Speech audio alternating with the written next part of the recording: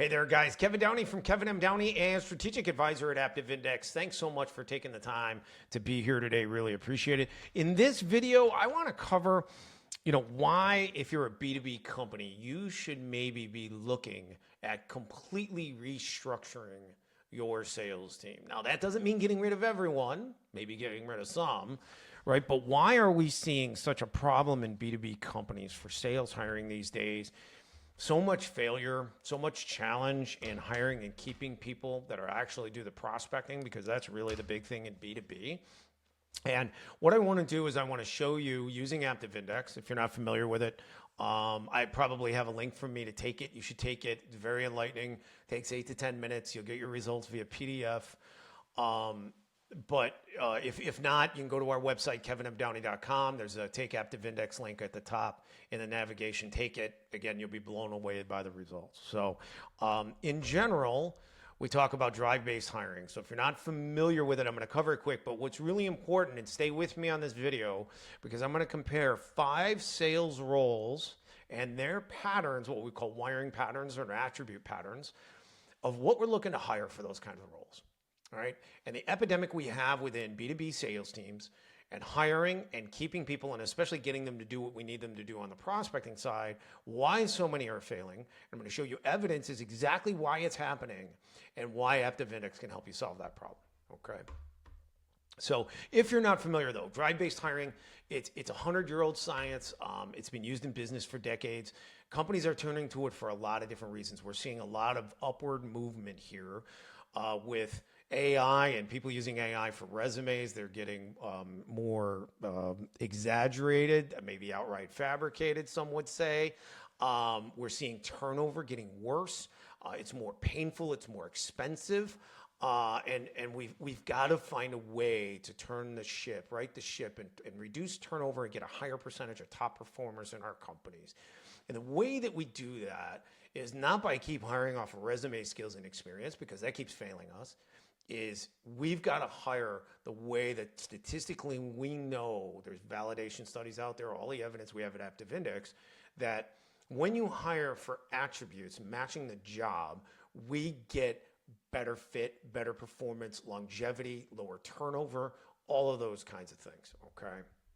And I'm going to dig into the sales roles in a second, which is more of a specific example and why we should be looking at restructuring our sales teams.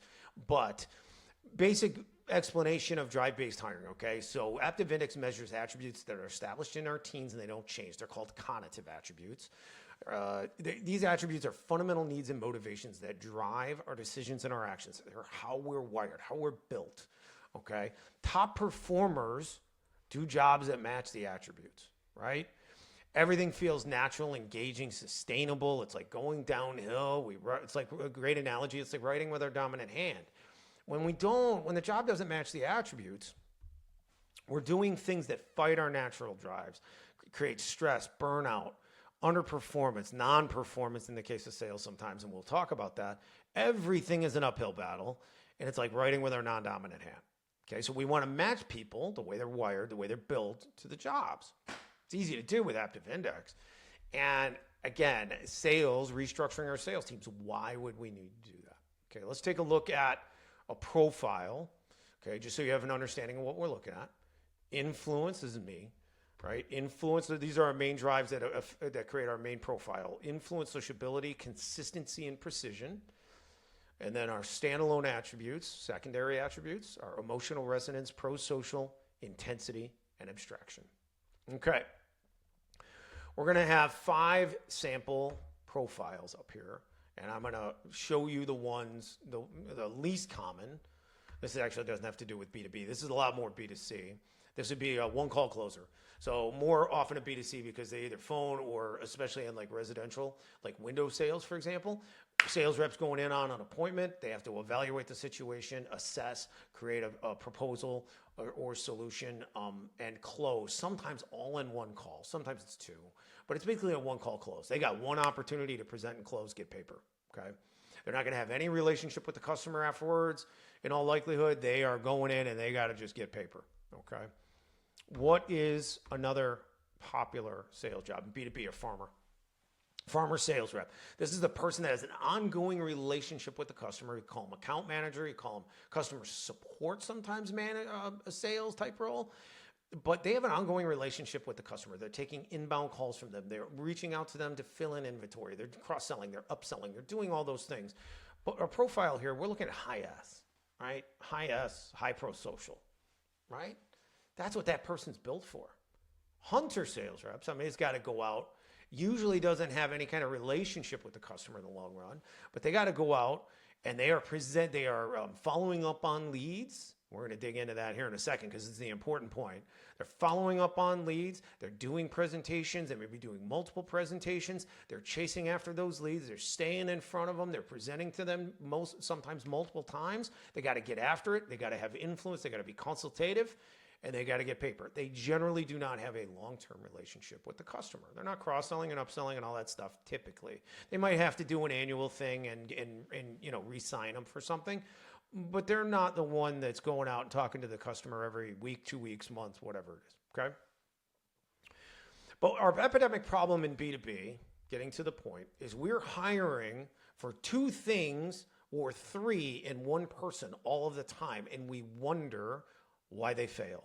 So what we end up hiring most of the time is this or this. We're usually hiring off resume, we're hiring a farmer, or we're hiring a hunter that has done sales, and owners and companies love industry experience. They love that, right? Because they think that's actually predicting performance. And sure, if they truly have a network, right, we hear that word all the time, in your industry, can be helpful. Right? In very rare cases can build a customer base off of it, but very rarely. But at the end of the day, these people are 2 different patterns, and most B2B companies are looking for a hunter salesperson. But when they think of a hunter salesperson, they think of that person prospecting from scratch. Okay? And this in B2B is a totally different thing. Business development in B2B is a marketing function done by sales team members. They are not hunter sales reps. Their wiring pattern is completely different. And the reason it's changed so much, and you have to understand the change over time, is 30, 40, 50 years ago, a hunter sales rep was doing more selling when they were prospecting because they were having more conversations with decision makers. They could go out and visit 20, 25, 30 people and talk to 50% of them. They could talk to decision makers. They could quickly assess need, especially if they were boots on the ground. They could have a conversation and they could actually be selling on a single call. That's not what we're doing now. Business development is a hard grind. All of our prospects are remote. They don't have extensions of phone numbers. They don't answer the phone hardly at all. All kinds of challenges that we are dealing with. So we're dealing with a job where you have to build a prospect list, and you have to go out and chase, find information, decision maker, pain point, figure out who they're buying from currently, all these different things. That's not what this person is built to do. They don't want to do that. But we keep hiring these people to do this job. This is a BDR. This is a hardcore BDR.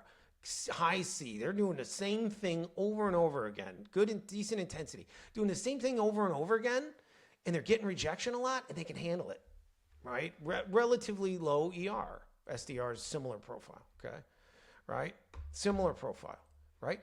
But we're doing this over and over and over again, 50, 100 times a day. So when we talk about our sales teams in B2B, what do we need to be thinking about? What's my point here? Because I've taken way too long to get to it.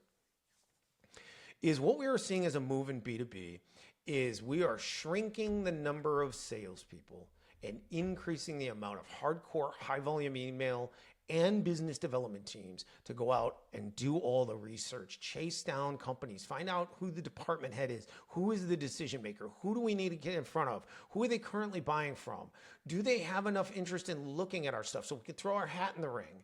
Are they at a point where they maybe are going to do a buy where we can be an add-on at first and then come in and take over the business, right? It all depends on what you sell it to whom. All of these things these people are not built to do that. And we keep hiring them, paying them these huge salaries, which, by the way, are increasing. And we're paying them these huge salaries and nothing happens. Too often, way too often, when we should be hiring these people to do that job. Okay, so what are we seeing as a move when B2B? What should you be thinking about doing, depending upon your size?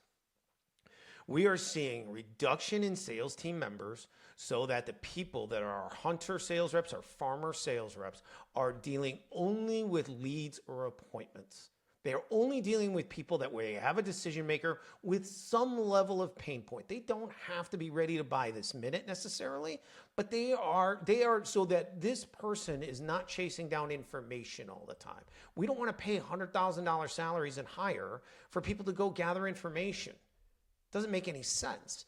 What we need to do is we need to have these people, our salespeople, be booked with appointments, or at the very least have leads and decision maker names, people that are our prospects. So if I got 50 marketing people in an enterprise company, I want my sales rep to know the one or two people they need to talk to, right?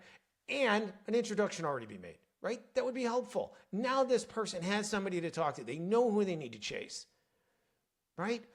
But they don't have to do the gobs of research that they're not built to do because it takes so long and it's such a grind to get there.